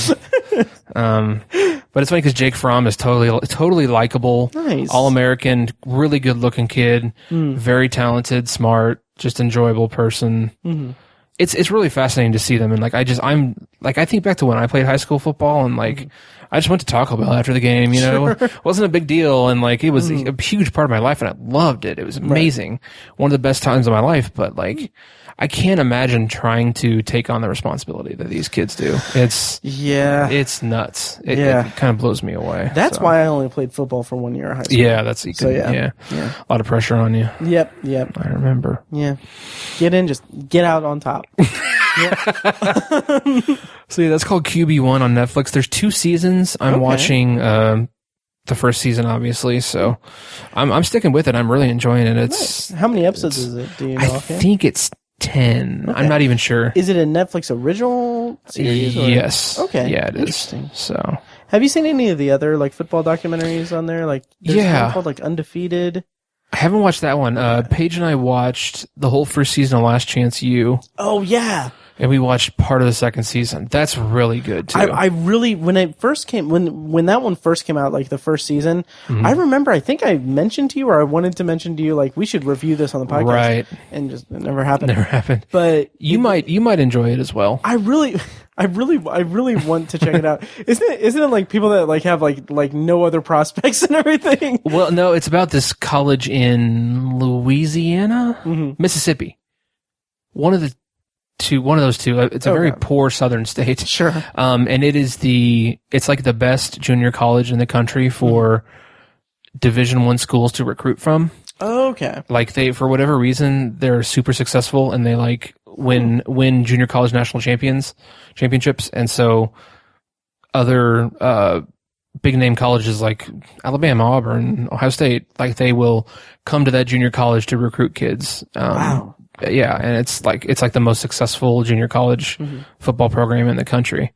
And it's a lot of kids are there because a lot of kids end up there because they were like, this one kid like was at Penn State as a freshman, but he got kicked off the team for like smoking weed and stuff. So he goes there for a season or two and gets his image cleaned up, and then he gets recruited to another school again. That's interesting. There's another kid from Texas Tech who like was involved in an assault or something like that. Jeez. So he got kicked off the team. He goes there, and then he gets picked back up by another school again. And that one's really fascinating because college football is my favorite sport to follow. I love college football. Right. And I have a lot of issues with the way it's ran, like the whole scholarship thing. Like it's, you just know, it's kind of like Washington, D.C. You know it's super fucking dirty. Yeah. They're just giving these kids money. You know it's super dirty. And they kind of address that a little bit in the show. And it's not like a tongue-in-cheek or like behind the thing. It's like there's some blatant shit of like illegal recruiting and like, yeah, it's... So it's pretty interesting. Yeah, I'll have to check both of those out. Definitely. Nice. I think you'd find them interesting. Sweet. Anyways, what's yours? Okay, so my potpourri to round us out is I'm gonna make a stupid joke. No, not you. Yeah. It's the Ruth Bader Ginsburg movie starring Felicity Jones. Yes. A lot of people are getting the title wrong. It's actually called On the Basis of Sex. Sorry. Okay, so On the Basis of Sex, I'll start out by just saying that I saw this movie after work at the theater. I did bring a change of clothes to work, so I was like all fresh. But I don't know why I said that. That's okay. Gross. But like I wasn't like because work all day, go to the movie theater. It's like sit for another 2 hours watching a screen when at work all day I'm sitting in front of a computer just doing stuff. Yeah. It can be kind of draining, but having a change of clothes is like, it's kind of, refreshing and everything. Yeah, I get it. Yeah. Yeah.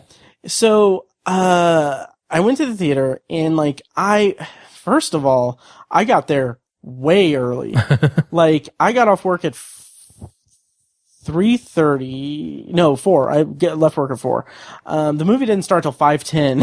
Oh, jeez. And so I went to the theater, got my concessions and got essentially dinner at the concessions. Mm-hmm. And then I went to the theater thinking okay, well, the pre-roll stuff is going to start here in probably 10 minutes or so. Mm-hmm. And then I walk into the theater and I notice oh, there's music playing and stuff, and I look and it's the end credits from the previous showing. Oh my god. So I'm oh, I'm gonna have to wait a while. Yeah. So I'm sitting there just with my little pizza from the concession stand, just sitting there, and then they clean the theater and then I go in and sit down. I'm sitting there in the dark for total 25 minutes before the pre-roll stuff starts. Mm-hmm. I eat my pizza and everything, and I was just okay. So the movie starts and I liken it to Green Book, which you haven't seen Green Book. I haven't. Have I talked to you about Green Book? Yeah, and I've read a lot of the controversy too. Yeah, it's just I'm so over that. It's annoying. Mm-hmm. I'm going to post my review of Green Book on obsessiveviewer.com soon, but check it out on Letterboxd also. But anyway, On the Basis of Sex is the story of Ruth Bader Ginsburg when she was a lawyer. And that's the thing. I was really tired, so about 10 to 15 minutes into the movie, I started thinking I could just leave and go home. I could spend my time doing something. I could go home and go to sleep. Cause I was just really tired and drained, especially cause this was Tuesday after I had Monday off for Martin Luther King Day and I took Friday off. So I was 4-day weekend and then right back into work a full day and then go to see a movie. That was a terrible decision. Yeah, I know what you mean. Yeah. But even if I was at my 100%, I don't think I would have liked the movie. Okay. And it's specifically because, On the Basis of Sex is a very safe movie. It's very cookie cutter, and I'm gonna actually probably just pull from my review because it's just I don't know how to say it because first of all, let me just be frank. Ruth Bader Ginsburg is a freaking hero. She's amazing. She's an icon. Definitely. And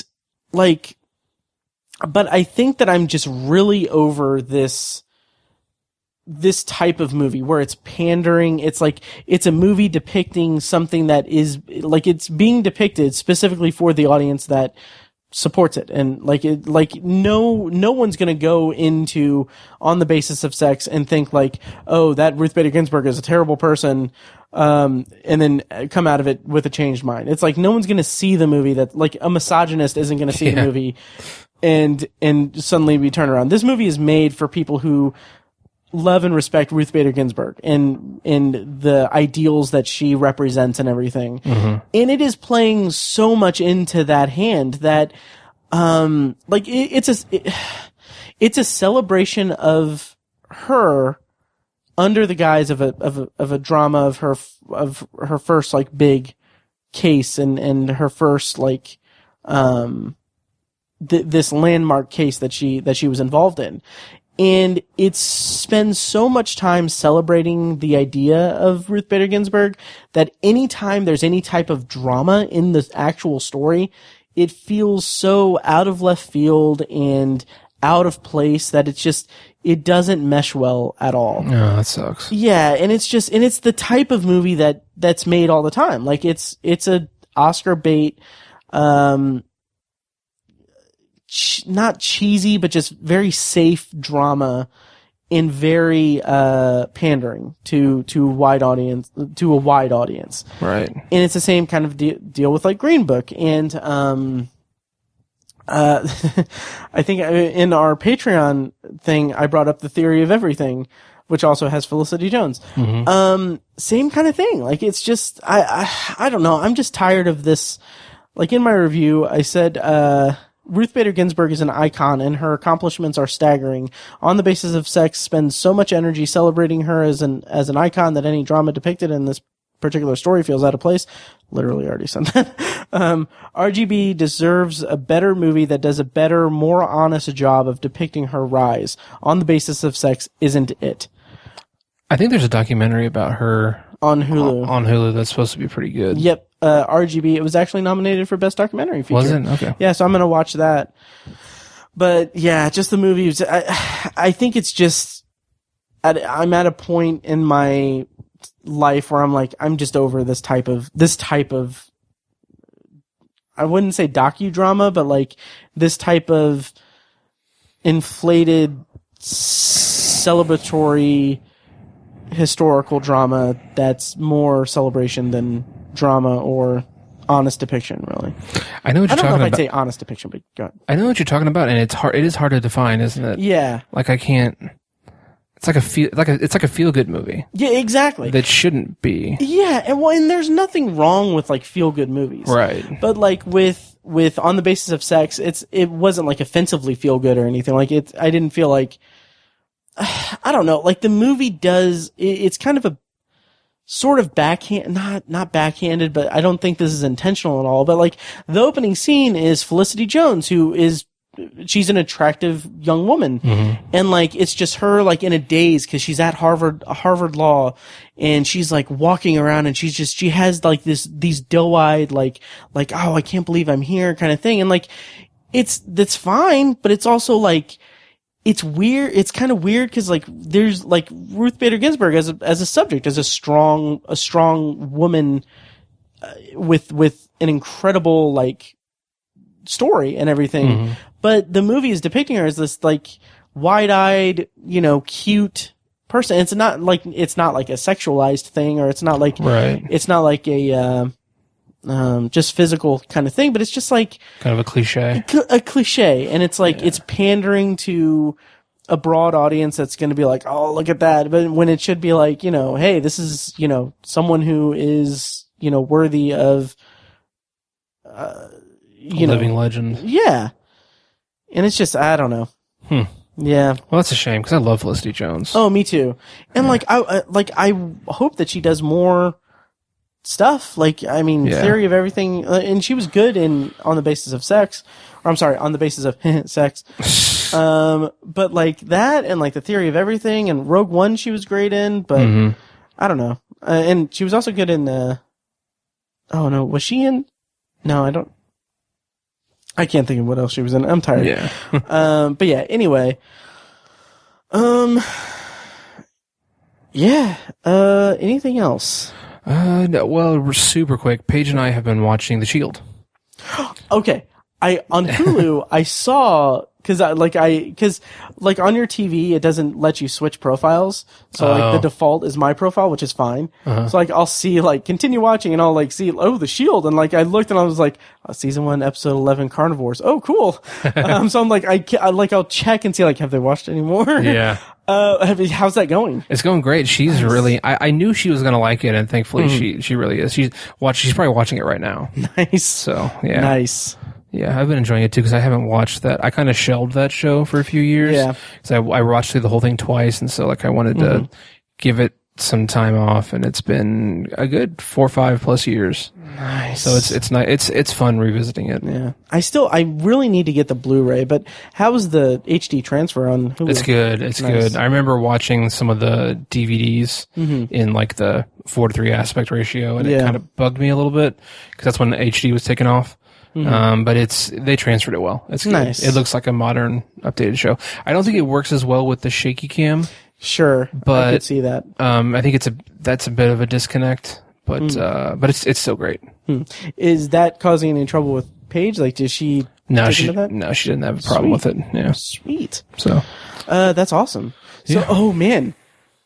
Yeah, because I'll start watching it too, so we can do like a full retrospective episode. Okay, I'm not watching every episode, but okay. I mean, but you know the episodes, though. Yeah, so. I'm watching a lot of it, though. Yeah.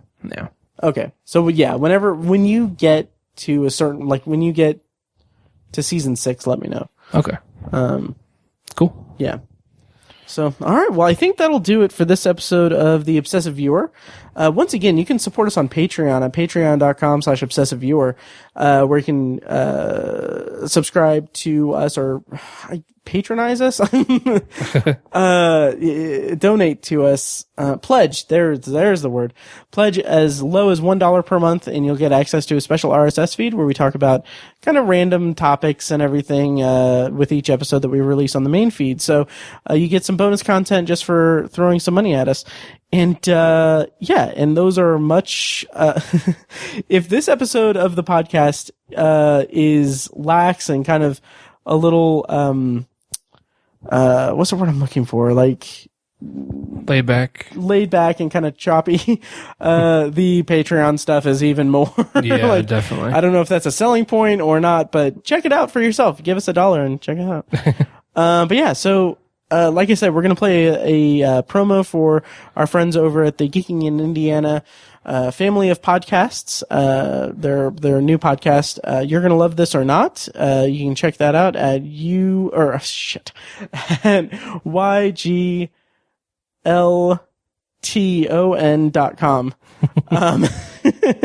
Or just go to indianageeking.com. Or geekingindiana.com. I think he has both. Anyway, link in the show notes. There you go. Thank you guys so much for listening. Next week, Letterboxd Potpourri, and then something like that, yeah. And I think we're also going to do a bonus episode with Patreon subscriber Ben to talk about the Oscar nominations. Yep. So, yeah. All right, well, that'll do it for this week. Thank you guys so much for listening, and we'll see you next time. Thanks, guys.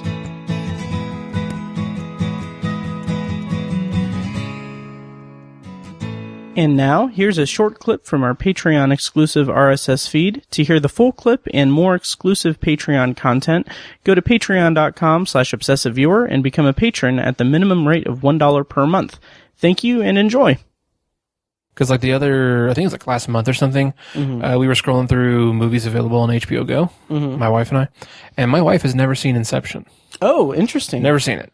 I told her, I was like, that's like one of my favorite movies of that decade, probably one of my favorite movies of all time. She was like, oh, okay. And like, I showed her the trailer, which you remember that trailer, right? Yeah. With the giant music, the boom. Now, did you show her the trailer, or did you show her the acapella? I didn't show her the acapella trailer. I didn't think she'd appreciate it, really.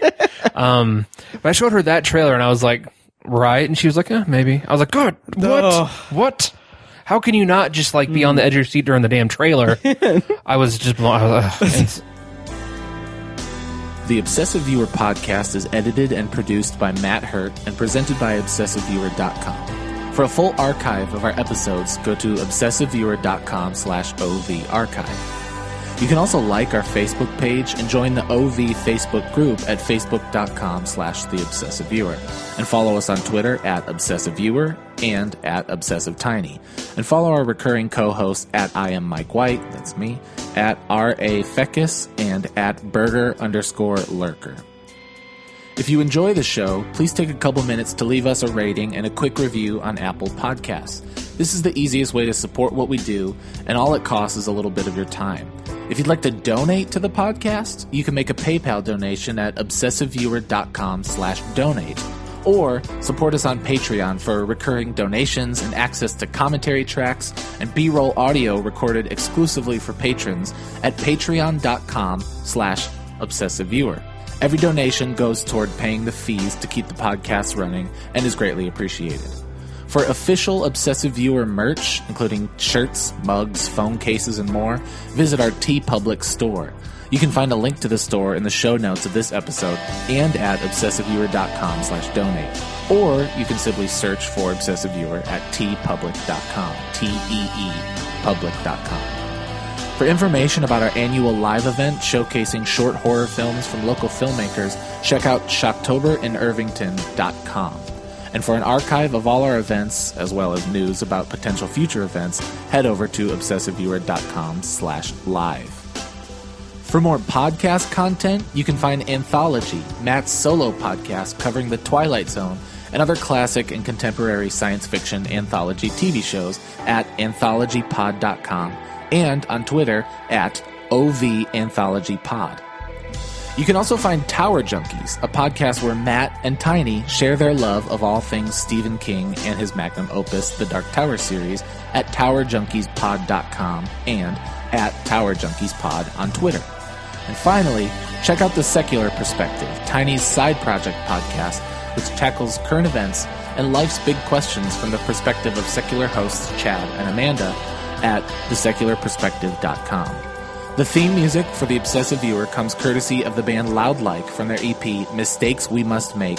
Additional bumper music is provided courtesy of As Good As It Gets, which can be found at facebook.com/asgoodasitgetsband. Thank you so much for listening, and we'll see you next time. Kitty! Hi, I'm Matt. And I'm Josh. And this is You're Gonna Love This. Or not. You know, one of my great pleasures in life is to bring people down into my basement and subject them to a terrible, terrible movie that I hope they might like. One of my great joys in life is to come to the Subterranean Fun Pit, watch a movie that Matt is convinced I'm going to love, and then tell him about how much I hate it. So we've got a long list of movies to go through, and every month we're going to come on and have Josh watch a movie, talk about it a little bit, and see where it falls in the great pantheon of terrible movies. And I'm pretty sure by the end of this, I'm going to develop some form of Stockholm Syndrome. Well, anyways, this is our podcast. Have fun listening to us. And as always, Matt, you're a son of a bitch. I love you, Josh.